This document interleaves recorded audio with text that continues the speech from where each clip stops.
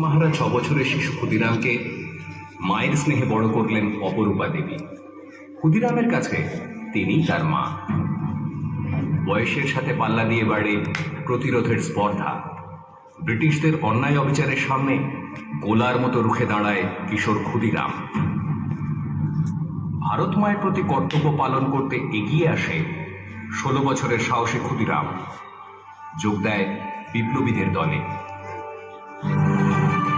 Kings ফোর্টকে হত্যা করার জন্য আমার প্রফুল্লর সাথে আরেকজনকে লাগবে।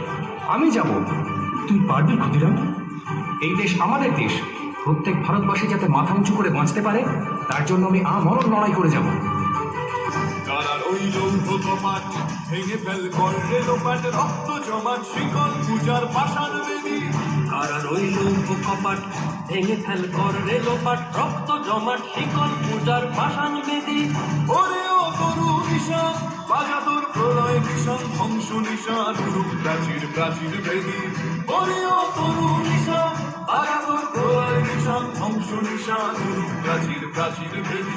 কারা রইল কপাট ভেঙে ফেল কর্ণে লোপাট রক্ত জমাট শিকল পূজার পাষাণ বেদী।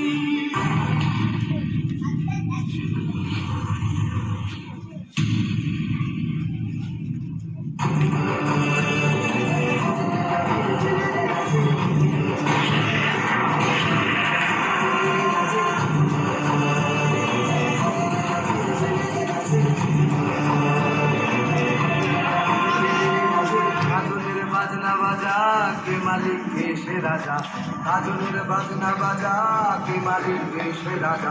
এদায় সাজা মুক্ত স্বাধীন সত্য কেড়ে, এদায় সাজা মুক্ত স্বাধীন সত্য কেড়ে। যে হাসি ভগবান বলবে ফাঁসি সর্বনাশী শিখায় একই তথ্য কেড়ে।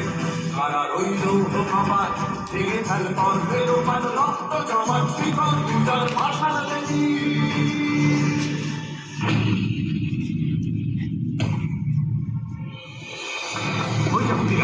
ধরো ওকে, ধরো ধরো ধরো ধরো ধরো। রক্ত জমাট শিকল পূজার পাষাণ বেদী। রক্ত জমাট শিকল পূজার পাষাণ বেদী। তোমার বয়স কম, তুমি যা করেছো সেটা অস্বীকার করো, প্রাণে বেঁচে যাবে।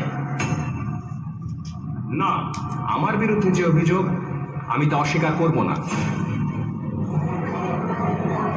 অর্ডার অর্ডার, ক্ষুদিরাম বসুকে মৃত্যুদণ্ডে দণ্ডিত করবে।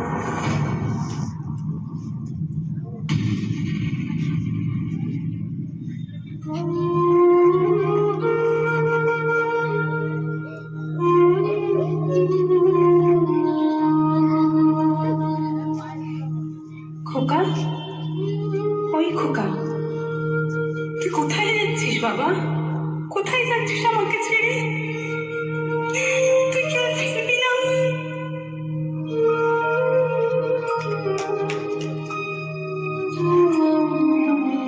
একবার বিদায় দে মা, ঘুরে আসি।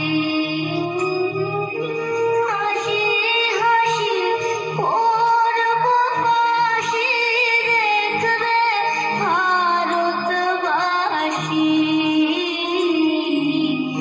একবার বিদায় দে মা, ঘুরে আসি। 10 মাস 10 দিন পরে জননে মাসির তরে মা গো।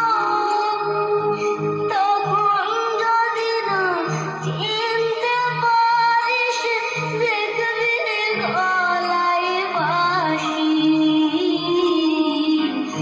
একবার বিদায় দে মা।